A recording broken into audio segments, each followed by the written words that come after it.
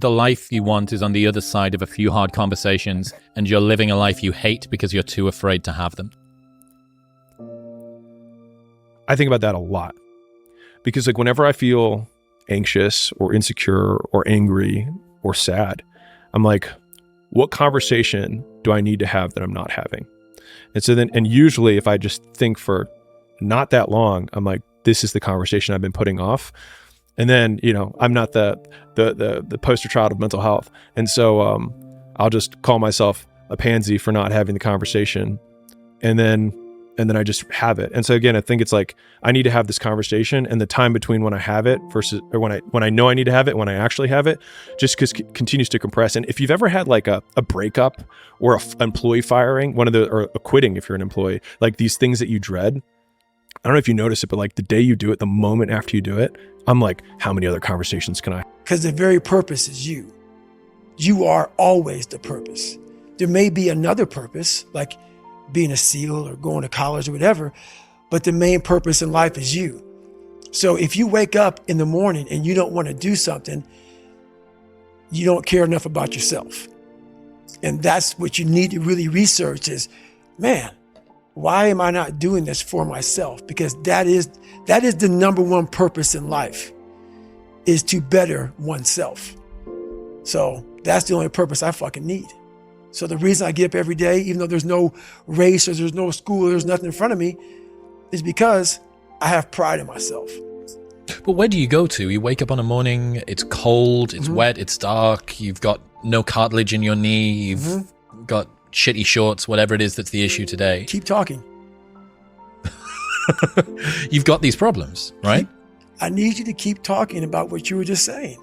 It's warm on the couch. That's Your it. missus says stay in bed. That's it. It's comfy. That's it's cozy. That's You've got it. work later on. You had an argument last night. You're slightly it. hungover. Because I know every motherfucker ain't going to do what I'm going to do. So this is how you level up. That's how you level up.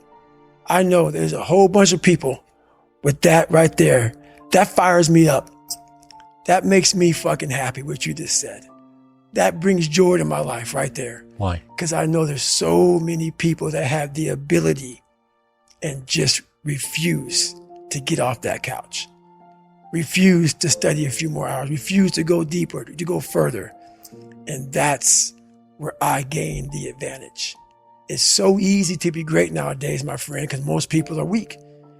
Most people don't want to go to that extra mile. Most people don't want to find that extra because it sucks. A friendly reminder that in 3 generations, everyone who knew us will be dead, including the people whose opinions stopped you from doing what you wanted all along. Imagine that someone you know achieves every dream and hits every goal they have. Years later, they get old and die. 2 years after that, how much do you care? About as much as everyone else will if you accomplish your goals and dreams. Do it for you. The essence of an attractive man. He's comfortable in his own skin. He knows where he's going. And he has fun while he's going there. Nailed. So good. So good. But like that. If you think about that as, okay, so if you're in like, even like an attractive man, whether you're married or not, like, I mean, on the flip side, it's like, do you want to be married and then choose to become unattractive? Well, no, of course not. And so it's like, if those are 3 ideals, it's like you have direction in your life, you're internally comfortable, and the fun part is what makes you, partially attractive. And now, mind you, if you just have one of the 3, you will find a mate who's attractive. Like if you just know with all your fucking soul you're going somewhere, people will want to rally behind you. Don't follow what most people do because you don't want the results that most people get. The average person is obese, likely to be divorced, and has less than 1K in the bank. It feels safe to do what everyone else is doing, but it's actually a terrible decision. It's like the best way to guarantee to not have the life that you want is to do what everyone else is doing. Unless you want what everyone else has, which no one does. Yeah, it's being able to think for yourself and treating it like a muscle, I think, is a smart way to consider it, because in the beginning it's really, really hard. Totally. You've been resting on societal norms and the way you've dealt with past trauma and your parents' expectations and what all of your friends do and what's accepted and all of this stuff for so long that when it first comes to you needing to step on that muscle, it's like trying to move your ears. Like all humans have got muscles that can move their ears, but because no one works it as a child, they just atrophy away. And this is the ear muscle of personal growth. If you can be in a bad mood for no reason, you might as well be in a good mood for no reason. If it's not going to change your life, it shouldn't change your mood. If the cost is peace of mind, don't buy it. Yeah, if you can be in a bad mood for no reason, then you can be in a good mood for no reason. Which means that if you can do something that's amazing and still have a shit day, it means you can do something that sucks and have a good day. Which means the entire excuse around, I don't want to do all these hard things because as a proxy, it makes my mood sad, is ridiculous, because it means that we are ultimately in control of how we want to perceive the work that we do. And so I think that is ultimately the most freeing thing that you can do in terms of how you can equip yourself to get through those harder periods. Projecting yourself forward to see what are the consequences of failing, what are the consequences of stopping, is about as powerful of a motivation strategy as I can think of, you know? Because what you're doing is you're trying to optimize right now to stop the discomfort. That's right. But what you're going to pay for that in is shame and guilt and regret long term. That's right. So what you need to be able to do is bundle all of that up that is as yet unfelt, but will last for way, way, way longer. You know, the future is much longer than now. That's right. The future is going to extend out up until the day that you die. And the now is just for now. And even 130 hours is just 130 hours. That's right. And you get to look back. And do you look back with pride and glory? Or do you look back with shame and guilt? That's it. That's the 1 second. You just summarized it right there. And most people fail those 1 seconds. And then that 1 second leads to 20 years, 30 years, 40 years of fuck. I use this stat all the time. 90% of podcasts don't make it past episode 3. And of the 90%, the 10% that do, 90% don't make it past episode 20. So by making 21 podcasts, you're in the top percentile of all podcasters ever in history. That's what hard feels like. And that's not even hard. It's just consistent. Fuck me. It's less than half a year. Yeah. Insane. I hear stats like that and I just think, man, it is so easy to win. Like that. I mean, like when I hear that, that's exactly what I think. I'm just like, man, for everyone who's like struggling to win, it's like most of the pain that people experience is purely in their own minds. If everybody who's like at the bottom and feels like they have nothing going for them, reframe that as, I have nothing going for me, which also means that I have nothing to lose by taking action, it makes you a much more dangerous person. And I think that was the flip that I've had repeatedly shown to me in my life that allowed me to take the step that I was afraid to take. Have I told you about the region beta paradox? Have you seen that one? Okay, so this is interesting. So imagine that you had to go a mile or less, and if you did... A mile? A mile. Okay. If you had to travel a mile or less, you would walk it. And if you had to go more than a mile, you would drive it. Okay. So paradoxically, you would go 2 miles quicker than you would go 1 mile. Uh-huh. If you follow that rule, the important insight here is that if you only take action when things cross a certain threshold of badness, sometimes better things can feel worse than worse things. Oh, yeah. This is something that I've actually relied on a little bit myself. Whenever I get to a low point where I think, why do I even bother? I just remind myself, this is where most people stop, and this is why they don't win. And this relates to another one, which is a reminder for the gladiators in the arena who feel beat up and scarred with no hope in sight. Building a business is hard. Hard feels shitty. This is what hard feels like. And this is why most people can't do it, but you can. This is what hard feels like. Received, orders given. Yep. Expect results. Expect results. That's right. So fucking dope. That is it. That is it. And when you hear that from somebody who gets it, you know it because you can look in their eyes. You feel that energy, man. It connects immediately. They're out here to get a job done. Roger that. I'll do something I enjoy, which I liked fitness at the time. And if you're like, well, I don't like doing anything. Well, it's like, well, then that's impossible because your brain is wired to be rewarded for things. And so you are doing things that reward you. That's why you do them. Like everything we do is because we've been rewarded for doing things like that in the past. And we project the same activities and we predict that doing things like we did in the past that reward us will reward us again in the future. That's where our behavior comes from. Tiago Forte has a fantastic take on this where he talks about perfectionism allows people to sit back and not produce work at a rate required to work out what actually works. Have you heard the story of the pottery class? Oh, I feel like All right. Wow.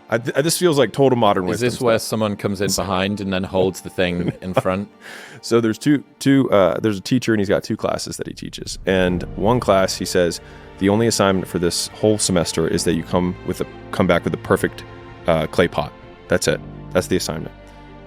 The other class, he says, your objective is to make the most total quantity of clay pots, and you'll be measured by how many pots you make. And at the end of the quarter, the pots that came from the team that had to just make sheer volume, not only did they make more pots, but the quality of all of their pots was better compared to the teams that only had to make one. And it just underlines the biggest lesson that I've learned in my life, which is that volume negates luck, is that you can try to be lucky and pick the one perfect thing and try and make it, but if you don't want to try and be lucky, you can just do so much fucking work that you will brute force your way to figuring it out. Like if you do 1,000 podcasts, you'll be pretty fucking good at podcasts, right? But if you try to say, okay, you're brand new, and all you have to do is make one perfect podcast. The problem is that you don't have the perspective from which to make a judgment to say what is good. Nietzsche said, I know of no better life purpose than to perish in attempting the great and impossible. The fact that something seems impossible shouldn't be a reason to not pursue it. That's exactly what makes it worth pursuing. Where would the courage and greatness be if success was certain and there was no risk? The only true failure is shrinking away from life's challenges. Nailed that one also. 2 for 2. Nailed that one also, man. Yeah, it's that dealing with laziness and self-doubt thing, I think. And I do wonder how many people use the look in the mirror, pound the chest, stare into your eyes, say your affirmations, don't get the results, and then lose confidence. Well, that's part of it. A lot of it is limited horizons. Limited horizons are like, I use me as an example always. I came from a small town in Indiana where there was a handful of black families. Most times we catastrophize any failure to death, right? Which is like, I'm gonna fail, I'm gonna lose all my money, I'm gonna be homeless, no one's gonna talk to me, and I'm gonna die, right? But like, if you play it out 2 natural steps, like, okay, I lose everything. What do? I would probably have a couch or floor that someone would lend me, because at least socially, I haven't fucked everyone I know. And so I have that. It's like, okay, so I would have some capacity to do that. Okay, is there anything that I could do in the meantime in order to make money? Well, sure, I could drive Uber and strip. And I've already, I've told this story before, but for me, that was genuinely my plan B, because I knew that I could probably make 70, 80 grand a year driving Uber. I could probably make 150 stripping, maybe 200. Strip at the gay bars, the guys pay better. And then boom, I've got 280,000 a year. I could live on the floor and then I could restart again. And so that's because I don't have a lot of shame with that kind of stuff. That's not like, that doesn't matter to me. But I think playing out the fear, Layla says this and I love it, but that fear is a mile wide and an inch deep. And so it looks like this ocean that you're going to step into and drown. But as soon as you step into it, you realize it was not that deep at all. And you can keep walking through it. And I just love that visual, because a lot of times when it's like we have this anxiety around this big decision we have to make, if you actually take the step and realize that it's not death, you're not going to drown immediately. There's plenty of other steps you can take from there, even if you get a little wet. And that's when he said, success is the only revenge. He's like, it's not the best revenge. He's like, it's the only one. There's no other revenge. Because everything else is petty. Everything else does show that you were thinking about these people all day long, which means they win by default. He's like, all you can do is think about your goal and winning. He's like, and when you win, that's when you become so big that they shrink into irrelevance. You cast a shadow that no one even can see them behind you. So if I can help you build belief, build confidence to the point where nothing can hurt you because you know exactly who you are. You've faced your demons. You've been able to go on an audiobook in your mind. Maybe you didn't write a book, but in your mind, you were able to hear all your past traumas. You were able to listen to them. You're able to fucking say, okay, now I can now talk to people about what I went through. I'm no longer embarrassed. I'm no longer ashamed. Being ashamed is one of the biggest things that kill people nowadays in their minds, kill them from moving forward. I'm ashamed of myself. Don't ever be ashamed of anything you've done in your life. Face it, fix it, make it better. We are humans. But then again, if you always think that we're humans, you will always just be a human and always make the same fucking mistakes. It's so easy to be great nowadays, my friend, because most people are weak. Most people don't want to go to that extra mile. Most people don't want to find that extra because it sucks.